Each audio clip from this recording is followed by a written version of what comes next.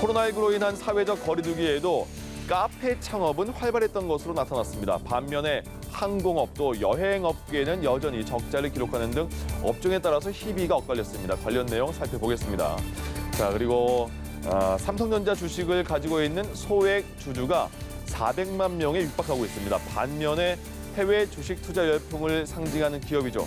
테슬라 주식을 파는 투자자들은 늘고 있습니다. 자, 주식 시장 최근의 동향까지 살펴보죠. 경제일기 브리핑이었습니다.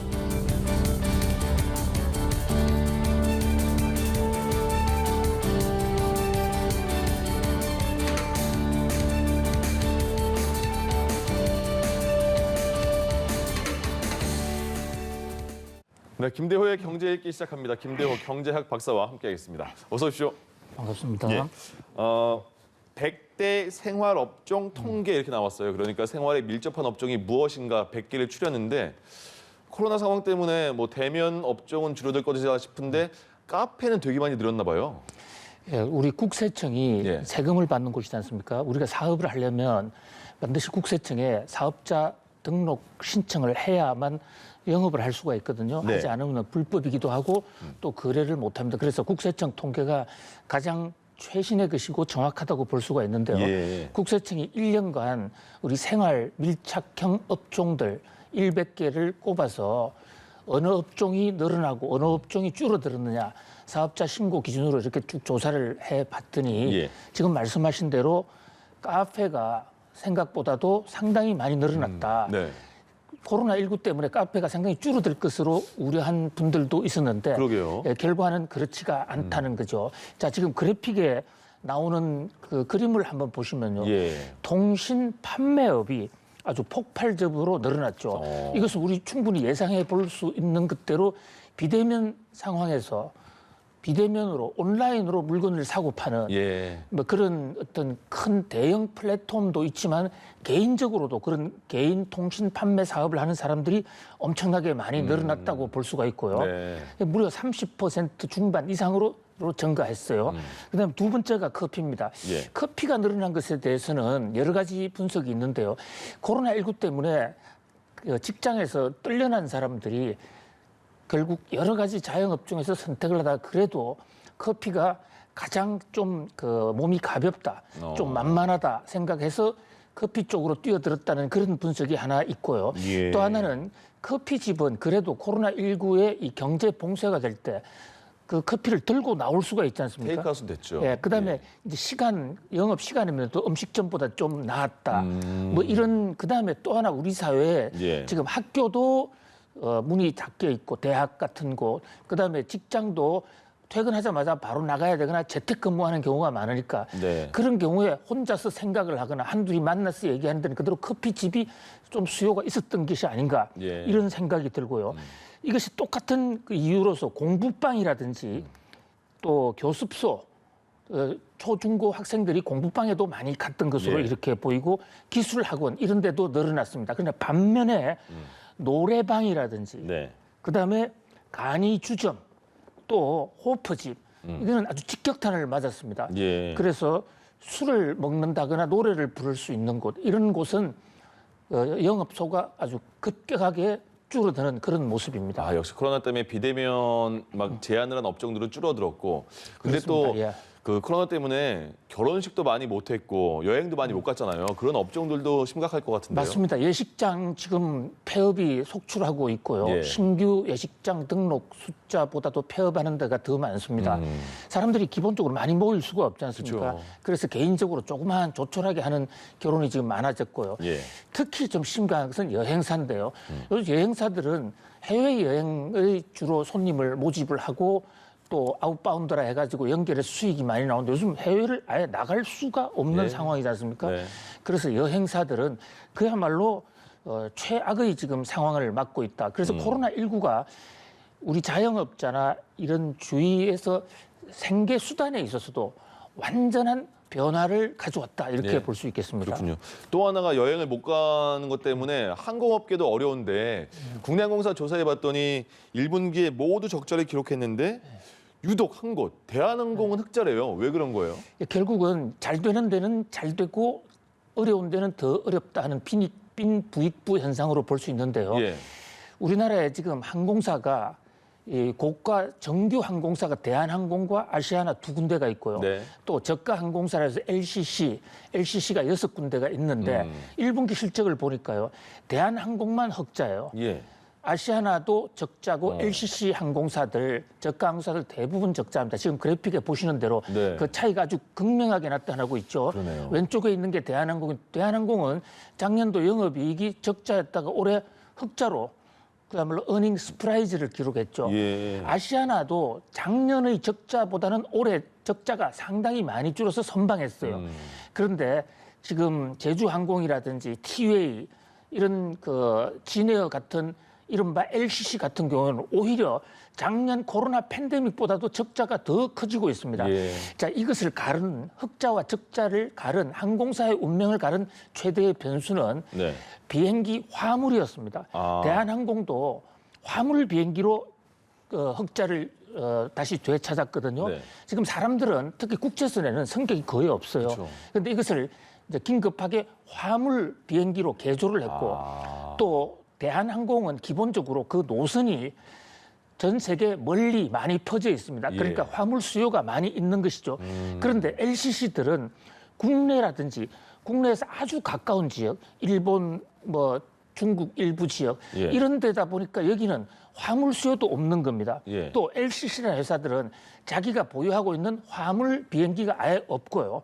또 저 비행기 지금 하늘에 떠 있는 저 비행기도 대부분 리스입니다. 그러니까 개조하기가 어려운 거예요. 근데 대한항공은 자체 보유 항공이 있었기 때문에 화물선도 있고 또 지금 승객 타는 일반 승객용 비행기도 안에 들어가면 화물용으로 고쳐서 특히 요즘 많이 팔리는 반도체라든지 의약품 이런 것에서는 대한항공이 지금 세계적으로 수요가 폭증하고 있는 물론 그래도 작년 그 코로나 전 상황에 비하면 대한항공도 여전히 그 당시에 그 회복세에 대해 이르기에는 아직은 멀었습니다만은 특히 LCC 저가 항공들의 상황이 심각하다 이렇게 볼 수 있습니다. 그러니까 전셋집은 내 마음대로 집 구조를 고치지 못하는데 그렇습니다. 자가집은 내 마음대로 구조를 변경할 수 있는 그런 느낌과 비슷하네요. 그렇습니다. 예. 그러면 저가 항공사는 외부 투자 없이는 힘들 것 같고 구조적인 개편이 좀 이루어지지 않을까 이런 얘기도 많이 나오고 있고 어떻게 이런 어려움을 극복할 수 있을까요? 네, 현재 코로나19가 조금 더 계속된다 그러면 자체적으로 생존하기가 상당히 어려울 것 같습니다. 지금 이스타항공은 이미 파산 직전에 가서 지금 새 업체를 지금 고르고 있지 않습니까? 그래서 이제 정부의 구조조정 라든지 어떤 긴급 자금 지원 여기에 기대고 있는데 현재로서는 좀 항공사끼리 좀 자체 통합을 하든지 이를테면 지금 고가 항공사하고 저가 항공사가 계열로 되어 있습니다. 예를 들면 대한항공과 진에어는 사실상 계열사거든요. 이런 계열사끼리 좀 흡수 통합을 해서 항공사의 구조조정을 좀 해야 될 필요가 있지 않느냐. 지금 우리는 대한항공과 아시아나는 흡수 통합을 하기로 하지 않았습니까? 그래서 규모의 경제를 살리기로 했는데 코로나가 좀 더 간다고 그러면 이 저가 항공의 경우에도 합종 연횡이 좀 필요한 것으로 보입니다. 비행기 타고 싶다 이렇게 생각하는 분도 많으실 것 같아요.